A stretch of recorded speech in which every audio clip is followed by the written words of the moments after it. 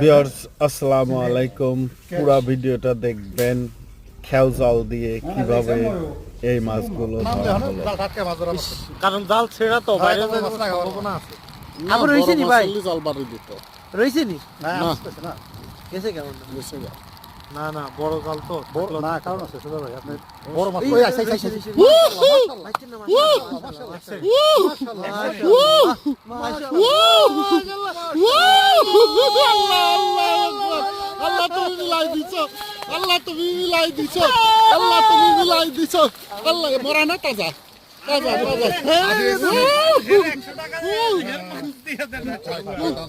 300 টাকা সারান সারান সারান সারান সারান সারান সারান সারান সারান সারান 300 টাকা শর্ট ভাই মাছ আরো মারবো, মাছ আরো মারবো, মাছ আরো মারা লাগবে। দেখেন গাইস, এটা দেখেন দেখেন দেখেন, ওয়াও ওয়াও, সার্থক সার্থক সার্থক সার্থক।